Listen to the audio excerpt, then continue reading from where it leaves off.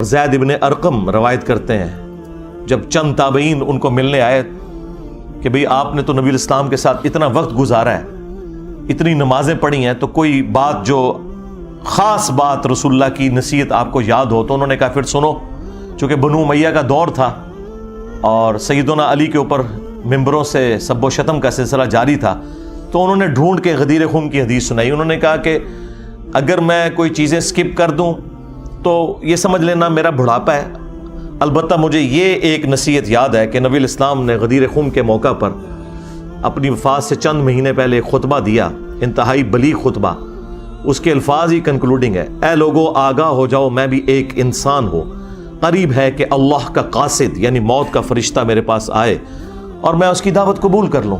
میں اپنے بعد تم میں دو بھاری چیزیں چھوڑ کر جا رہا ہوں، ان میں سے پہلی چیز اللہ کی کتاب ہے، اس میں ہدایت ہے، اس میں نور ہے، یہ اللہ کی رسی ہے جو قرآن میں ہے نا، وَاعْتَصِمُوا بِحَبْلِ اللَّهِ جَمِيعًا وَلَا تَفَرَّقُوا، تم سب کے سب مل کر اللہ کی رسی کو مضبوطی سے پکڑ لو اور فرقوں میں مت بٹو۔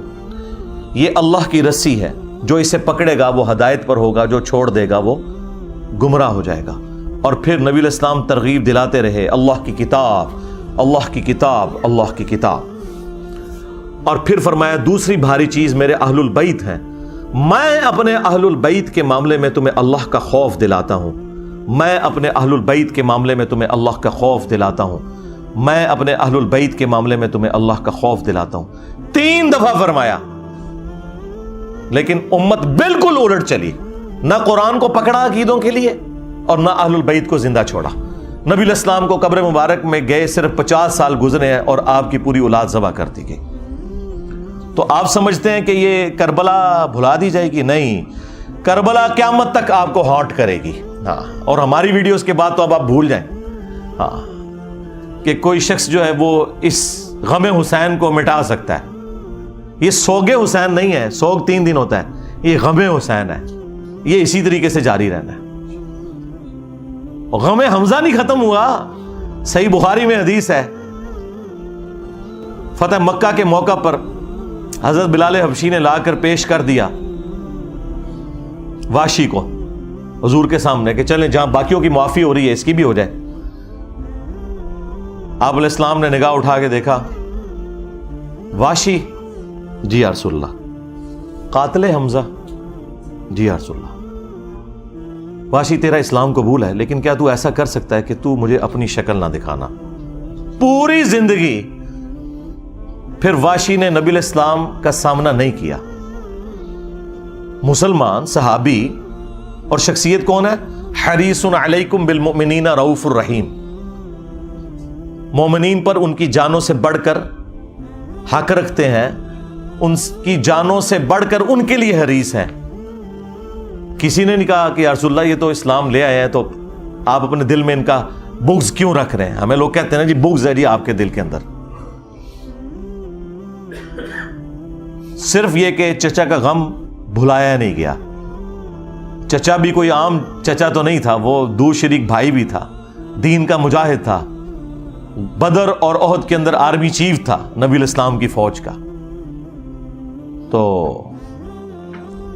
کسی نے نہیں کہا یا رسول اللہ حمزہ کو تو شہید ہوئے 8 سال ہو چکے، سوگ تو 3 دن ہوتا ہے۔ کہاں 3 ہجری کے اندر یہ احد ہوئی، 5 سال ہو چکے تھے آلموسٹ اس وقت تک، اور 8 ہجری کے اندر فتح مکہ، 5 سال پرانی بات آپ نے آج تک سنبھال کے رکھی ہوئی ہے۔ ان کو پتا تھا۔ مجھے بتائیں کیا انسان کو اپنے چچا کے ساتھ زیادہ محبت ہوتی ہے یا اپنی اولاد کے ساتھ؟ اولاد کے ساتھ۔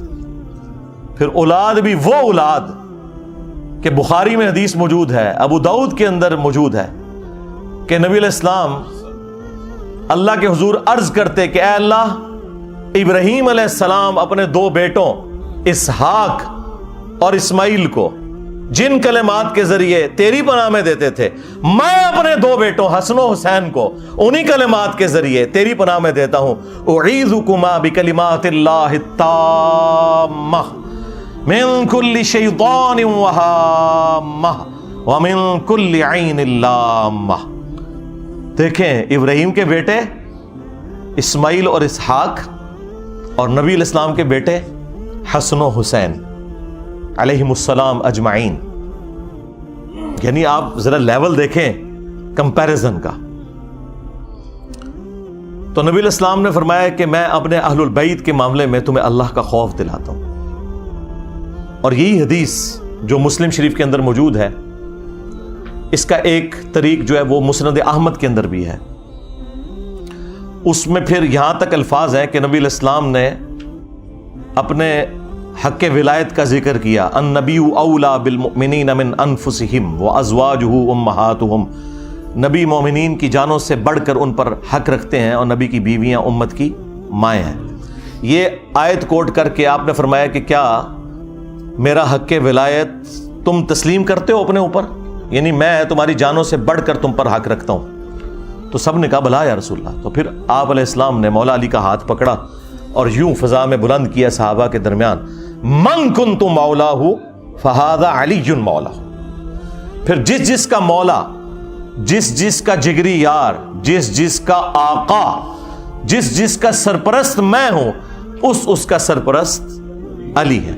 اور پھر اسی حالت میں کہا کہ اے اللہ اس سے محبت رکھ جو علی سے محبت رکھے، اس سے دشمنی رکھ جو علی سے دشمنی رکھے.